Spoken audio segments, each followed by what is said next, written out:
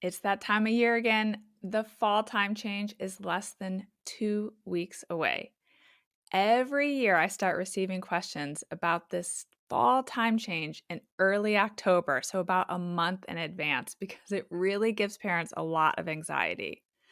Recently, I even helped a family get their child waking at a normal hour after they had been dealing with a 5 a.m. wake up since the clocks rolled back last fall. Today, I want to help you confidently and easily navigate this fall time change so you are not that person who gets stuck with an insanely early wake up. And I'm also going to share where we currently stand as it relates to the proposed end to switching the clocks twice per year. All of that will get covered. Hi, I'm Allison Egidi, a pediatric sleep and wellness coach and a mom of two. I love to help parents find solutions. This is How Long Till Bedtime.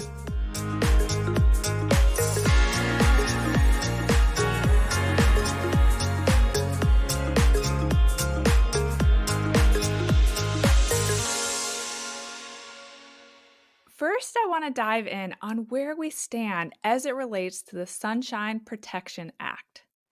If you're not familiar with the Sunshine Protection Act, this was passed by the Senate in 2021, and it proposed that starting in November of 2023, so about a year from now, we will stick with permanent daylight saving time. So that's what's in the act. That would mean that this upcoming rollback that we're about to have would be our last one. I think a lot of parents were excited about this, but I do think it's important to note that the act needs to be approved by the House and the President. And as far as I can tell, nothing has been done with it since it was referred to the House Subcommittee on Consumer Protection and Commerce back in February of 2021. So, this potential change that got big headlines in the news is just sitting right now. And it's very unclear to me what the likelihood is of it actually coming to fruition.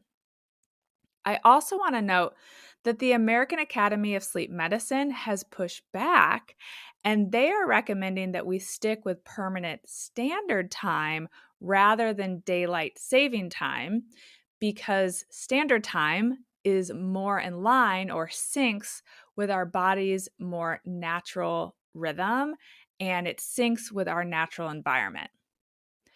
I'm not sure how that pushback or recommendation will come into play as the House reviews this proposal or if they ever do review it and how they may act on it. So while I know a lot of parents are really hoping that this would be the last time that the clocks roll back, I'm not sure how confident we can be about that. But I do have good news. I'm going to share how you can help your child smoothly transition to the new time and how you can avoid getting stuck with those crazy early wake ups. This year, the fall time change is on November 6th, which means the clocks throughout most of the United States are going to roll back an hour at 2 a.m. that morning, Sunday, November 6th. What this means is that children who typically wake, let's say at 6:30 a.m., are going to now wake up Sunday morning at the new 5:30 a.m. This is why the fall time change is often more challenging or frustrating for parents than the spring time change, where we spring forward. But the good news is that I've been guiding my community through this transition for years, and I make it quick and fairly painless. In fact, I took a poll of my Instagram followers, and the vast majority of them said that the fall time change hasn't been an issue. And that makes me really happy because that means they're probably sticking to my plan and less is more, and it's going well.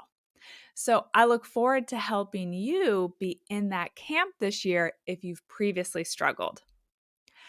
Before I share how I recommend you help your child through this transition, I want to strongly encourage you to ignore the advice out there that's telling you to gradually transition your child during the week or two prior to the change or prior to the rollback. I don't recommend taking this approach because it can quickly throw your child's circadian rhythm off. It's important to remember that there are two big drivers that help our child maintain a consistent circadian rhythm. One is natural light, and the other is the rhythm of their day.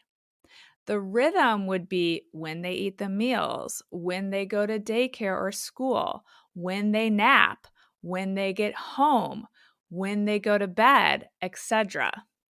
If you start slightly tinkering with their sleep schedule, so that part of the rhythm before the time change, and the rest of their rhythm hasn't shifted, so their meal times aren't changing, the time that you leave the house to drop them off at daycare or school isn't changing, the time that you get home at the end of the day and feed dinner probably isn't shifting that much, you're actually more likely to throw them off their natural ideal sleep rhythm because their body is going to be like, what is happening? Why is part of this rhythm changing, but the daylight isn't changing and other aspects of this rhythm aren't changing? I also think it's worth noting that I find that the gradual transition approach is most disruptive to our more sensitive children because they're the ones that are going to be most easily thrown off of their natural rhythm.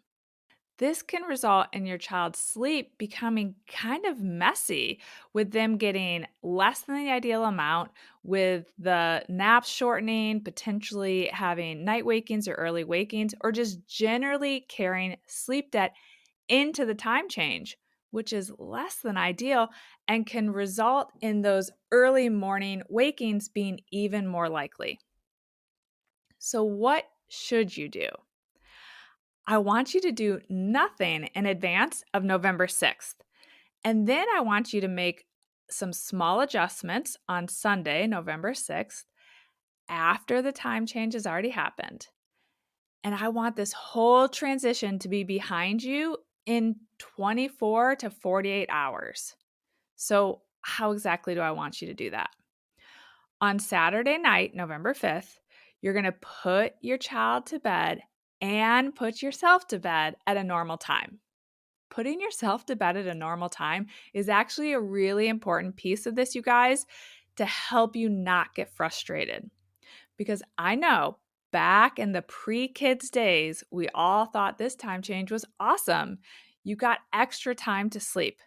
But let's be honest, those days are long gone.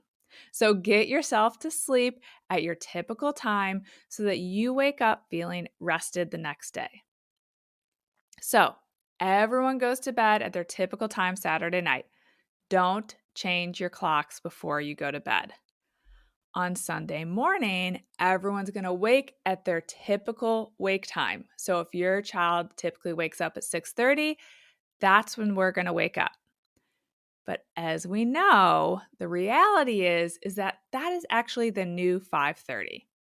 But this should not be a problem because no one should be overtired yet. You all went to bed at the right time and you all got the right amount of sleep. So you're going to get up Sunday morning and now you're going to change your clocks to the new time. So you're going to change that 6:30 to a 5:30. And then it's time to prepare for Sunday naps, assuming you have a child who still naps. The only change I want you to make to your child's nap schedule is to have all the naps start 30 minutes earlier than normal. So I'm going to give an example of a child who's on a 2-nap schedule here. Let's say your child typically naps at 9:30 a.m. and 1:30 p.m. On Sunday, you're going to put your child down at 9 a.m. and 1 p.m. So that's the old 10 a.m. and 2 p.m. That means we're pushing our babies a little bit here on their schedule. So you put your child down at 9 a.m. and 1 p.m. and then we take what we can get with those naps. They may be a little funky, but keep them at their normal length. So cap the naps at their typical length if that's the issue. And if they're too short, just continue to forge ahead with this adjusted schedule. And then it's time to think about bedtime. And I want you to do the exact same thing for bedtime. If your child's normal bedtime is 7 p.m., you're going to put them down at 6:30 p.m. Again, that's the new 6:30, the old 7:30 p.m. By making these 30-minute shifts, you have shifted your child halfway to the new time come Sunday night. Now let's talk about Monday morning and the schedule throughout Monday. It's going to be a little hit or miss at what time your child wakes up Monday morning. Some kids are just going to adjust very quickly and they're going to wake up at their typical waking time. But others are definitely going to wake earlier than they typically would because they're kind of waking at or closer to the old schedule, which is early based on the new time. But no matter what time they actually wake up Monday morning, I want you to go back to their typical nap schedule. So using that same 2-nap example that I was just walking through, you would put your child down for their naps at the typical 9:30 a.m. and 1:30 p.m. on Monday. And the bedtime on Monday is going to be the typical 7 p.m. However, if your child doesn't nap well or is tired from getting less than their typical amount of night sleep the night before, then I want you to go for that extra early rescue bedtime. Putting your baby or young child to bed 30, sometimes even 45 minutes earlier than they usually would go down can really help them make up for some of their missed sleep. And it can actually help you avoid that crazy early morning wake up. I know that's counterintuitive, but it's absolutely true. So that's it. That's all I want you to do. I want you to do nothing until you wake up Sunday morning, November 6th. Then you're going to make those small tweaks on Sunday. And by Monday, I want you to go back to your child's normal schedule. And since I know this is all confusing and your nap times might not be the same as the ones I mentioned, I have gone ahead and made a simple cheat sheet for you that will allow you to fill in the typical times and the new times on how I want you to adjust on Sunday and Monday. So you can grab that cheat sheet in the show notes. There'll be a link in the show notes, or you can visit sleepandwellnesscoach.com/episode 54. That's where you're going to find this little cheat sheet. Before I wrap up, I want to briefly touch on what you should do if you have a child who's using a toddler clock or a sleep light. I also want to touch on what to do if you have a newborn who isn't yet on a consistent schedule. So first, let's talk about those clocks. If you know me, you know that I swear by toddler clocks and sleep lights, and I believe that every child over the age of 2 should have one. If your child doesn't yet have a toddler clock or light, I strongly encourage you to listen to episode 46. We'll link to it in the show notes. Now, for those of you who are currently using a toddler clock or light for your child, I want you to adjust the timing of the nap on Sunday to the typical length that you would get. And we want to start that 30 minutes earlier. Since kids with toddler clocks are just on one nap, let's talk through what that would look like with a one nap schedule on Sunday.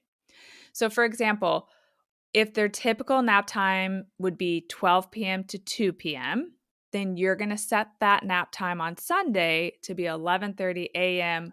to 1:30 p.m. And then when you put your child to bed on Sunday night, set the wake up time for their normal wake up time.